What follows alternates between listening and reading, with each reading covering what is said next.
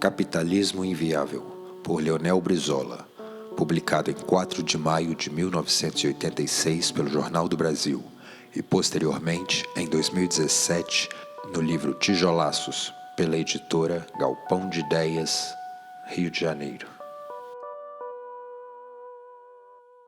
Os pequenos e médios empresários brasileiros, com o correr do tempo, irão aperceber-se de que o sistema capitalista que se vem implantando em nosso país não é o mesmo que se desenvolveu ou que atualmente existe em nações como os Estados Unidos, Alemanha, Japão, França, Inglaterra, Itália e tantas outras. Nestes países, o desenvolvimento capitalista nunca se dissociou de uma consciência nacional, jamais descuidou de sua autonomia e de seu poder de decisão. Acumularam com a exploração colonial, é verdade, mas é uma verdade maior ainda que seus governos e classes dirigentes nunca descuidaram de seu desenvolvimento científico e tecnológico, nunca entregaram suas finanças e relações de comércio ao controle estrangeiro, muito menos ainda as suas riquezas naturais e as matérias-primas que possuíam. As elites dessas nações, caso típico do Japão, compreenderam desde o início que o desenvolvimento nacional só é possível quando construído pelas mãos de seu próprio povo. Portanto, em lugar de associações espúrias e conflitivas com interesses internacionais, alicerçaram suas bases numa aliança com suas populações.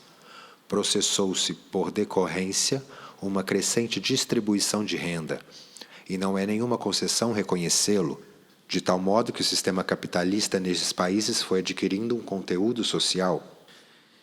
Seus empresários, por força das exigências da população que vivem de salários, de cujo apoio não podiam prescindir, tiveram que reconhecer que os frutos do trabalho pertence a todos e não exclusivamente a eles. A ampla distribuição de renda trouxe estabilidade e autossustentação na economia.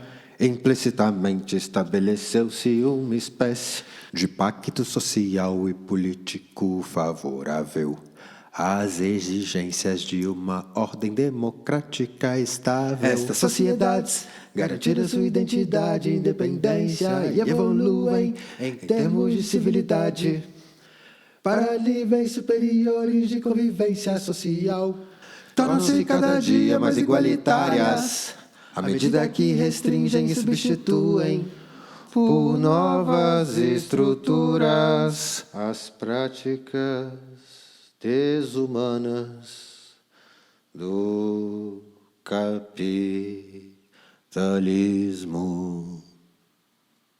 No Brasil, o grande empresariado e os governos sob sua influência preferiram o apoio e as alianças com o capitalismo internacional, em vez de se alicerçar o desenvolvimento do capitalismo em nosso próprio povo, como se verificou naquelas nações.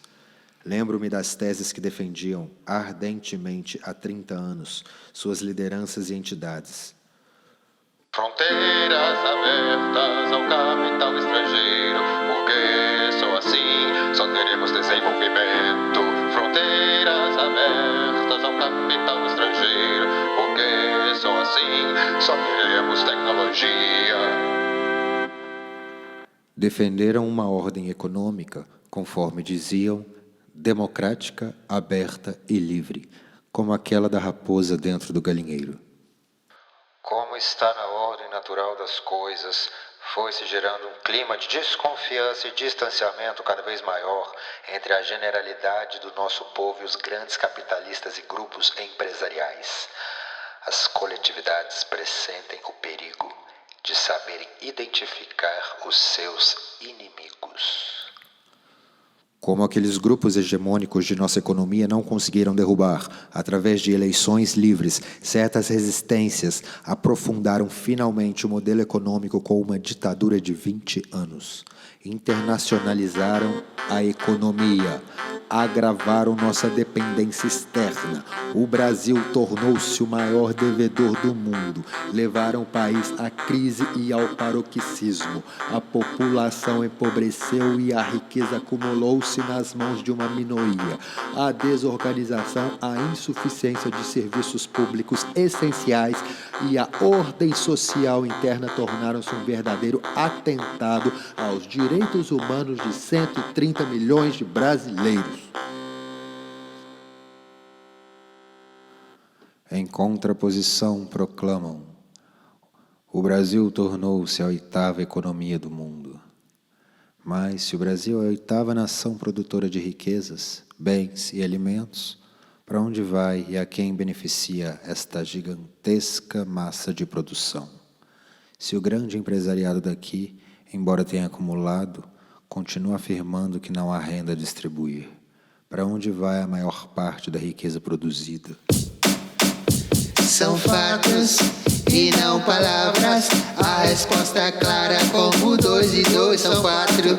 Vai para os sócios insaciáveis que estão lá fora. Aos pais não me interessa o que possa estar sucedendo com o nosso povo e com os destinos deste país. Para eles somos um mercado, apenas um negócio que deve ser explorado. Esse modelo econômico, como se vê, pressupõe miséria e os mais baixos níveis de padrão de vida para o povo brasileiro, porque não pode fazer a distribuição de renda. E mais, precisa que grande parte do nosso povo continue mergulhada no atraso e na marginalidade para poder dispor de mão de obra abundante e barata. É predatório e compromete os destinos da nação. A própria inflação e o endividamento fazem parte de sua essência. A inflação e a alta dos preços são mecanismos de transferência de renda. Só são reprimidos quando se tornam galopantes, pelo perigo de uma convulsão social. Em suma, trata-se de um sistema capitalista inviável. Só conseguirá manter-se com a força ostensiva ou dissimulada. Mesmo assim, trabalham afanosamente por 1000 caminhos e espertezas para estabelecer uma ordem jurídica que legitime não só tudo que se fez de lesivo nesses 20 anos, como especialmente vem a consagrar esse sistema econômico desumano, perverso e antipatriótico.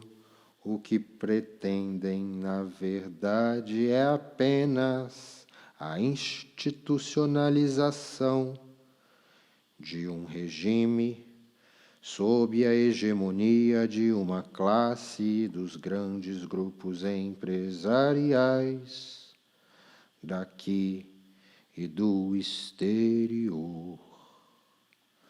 De nenhuma forma, uma verdadeira ordem democrática e republicana, que não comporta e nem admite o controle e o predomínio de nenhuma classe social sobre o conjunto da nação. Uma produção Baixo Centro. Texto, Leonel Brizola. Vozes, teclado e efeitos sonoros, Pedro Salim. Juiz de Fora, maio de 2020. Fique em casa.